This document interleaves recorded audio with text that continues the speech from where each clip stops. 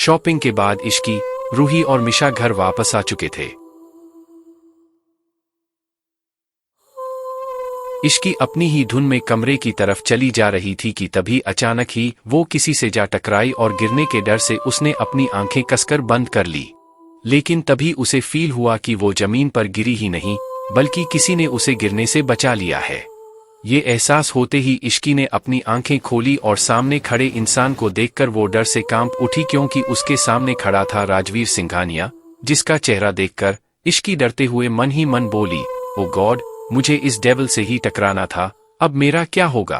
Please भगवान जी बचा लेना मुझे, कहीं ये डेविल आज मुझे कच्चा ना खा जाए।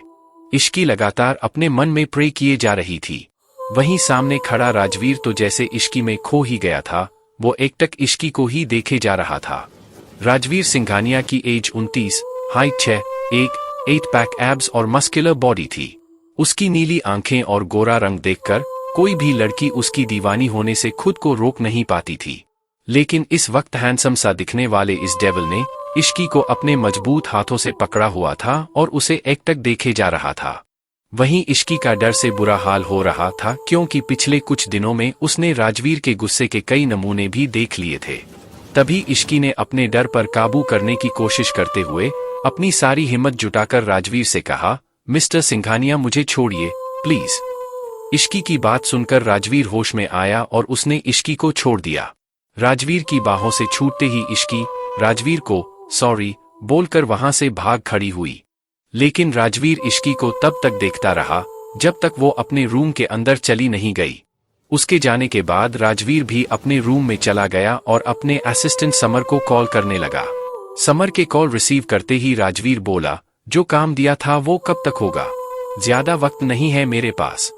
सामने से समर ने जवाब दिया, ऑलमोस्ट हो गया है सर, रात तक आपके पास होगा। राजवीर ने एक गहरी सांस लेते हुए कहा, ओके, जल्दी खत्म करो उसे। ये बोलते ही उसने कॉल को कट कर दिया। कॉल कट करते ही राजवीर अपने रूम से अटैच स्टडी रूम की तरफ चला गया, जहां की एक वॉल पर इश्की की बड़ी सी फोटो लगी हुई थी। इस फोटो के करीब जाकर राजवीर उसे छूते हुए बोला, बस आज की रात, उसके बाद तुम हमेशा के लिए मेरी बन जाओगी। तुम्हारे नाम के साथ मेरा नाम जुड़ जाएगा। मैं तुम्हें बता भी नहीं सकता कि जब से मैंने तुम्हें देखा है, मैं तुमसे कितना प्यार करने लगा हूँ। मुझे तो पता भी नहीं चला कि ये दिल कब तुम पर आ गया। राजवीर यूं ही उस फोटो से बात करता रहा और देखते ही देखते शाम हो गई। घर के सभी लोग और भी ज्यादा बिजी हो गए। अब तक संजना भी यहाँ आ चुकी थी और एक रूम में दुल्हन की तरह तैयार हो रही थी। उसके आसपास उसकी सभी दोस्त बैठी हुई थी। तभी संजना की एक दोस्त बोली, यार संजना, मानना पड़ेगा तुझे, फाइनली तू राजवीर सिंघानिया से शादी करने वाली है। कितनी लड़कियां मिसेस सिंघानिया बनने के सपने देख रही थी और तूने बाजी मार ली। इस पर संजना ने अकड़ते हुए कहा, तो मैं क्या तुझे ऐसी वैसी लड़की लगती हूँ? संजना दीवान नाम है मेरा, सिर्फ मैं ही राजवीर के साथ बेस्ट लगती हूँ और ये बात उसे भी पता है। इस पर संजना ने अकड़ते हुए कहा, तो मैं क्या तुझे ऐसी वैसी लड़की लगती हूँ? संजना दीवान नाम है मेरा, सिर्फ मैं ही राजवीर के साथ बेस्ट लगती हूँ और ये बात उसे भी पता है। तभी उसकी दूसरी दोस्त ने कहा, हाँ यार, इसमें तो कोई शक नहीं है, लेकिन राजवीर है बहुत खतरनाक, उसका तो नाम ही काफी है लोगों को डराने के लिए। ये सुनते ही संजना ने जवाब देते हुए कहा, हाँ ये बात तो है, लेकिन वो मुझसे बहुत प्यार करता है, तभी तो मुझसे शादी के लिए मान गया। संजना की सभी दोस्त ऐसे ही उसकी चापलूसी करने में लगी हुई थी। वहीं मिशा के रूम में इश्की मिशा को बहुत देर से आवाज लगा रही थी, क्योंकि मिशा बाथरूम से बाहर ही नहीं निकल रही थी। इश्की ने जोर से आवाज लगाते हुए कहा, मिशा यार जल्दी बाहर आ, शादी का मुहूर्त होने वाला है, नीचे भी जाना है। इस बार भी इश्की की आवाज सुनकर मिशा ने दरवाजा नहीं खोला। लेकिन तभी रूही रूम में आई। उसने इस वक्त ब्लू कलर का लहंगा पहना हुआ था।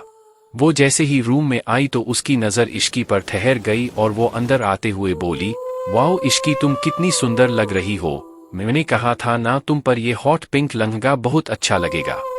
इश्की ने आज हॉट पिंक कलर का लहंगा पहना हुआ था और अपने बाल भी खुले छोड़े हुए थे। रूही के कॉम्प्लीमेंट के लिए इश्की ने रूही को थैंक यू कहा और फिर तुरंत मिशा की शिकायत करते हुए बोली, देखिए नादी, ये मिशा कब से बाथरूम के अंदर घुसी हुई है, निकलने का नाम ही नहीं ले रही है। तभी रूही ने भी चिल्लाकर मिशा को आवाज लगाते हुए कहा, मिशा बाहर आई नहीं तो अब मैं मम्मा को बुलाकर लाती हूँ। मम्मा का नाम सुनते ही मिशा तुरंत गेट खोल के बाहर निकल आई और गुस्सा दिखाते हुए बोली, तुम क्यों मुझे बार बार मम्मा के नाम की धमकी देती रहती हो? मिशा की बात सुनकर रूही और इश्की कुछ नहीं बोले, बल्कि वो तो बस हैरान होकर मिशा को ही देखते रह गए, क्योंकि मिशा ने आज पहली बार लड़कियों की तरह ड्रेसअप किया हुआ था। उसने इस वक्त वाइन कलर का लहंगा पहन रखा था।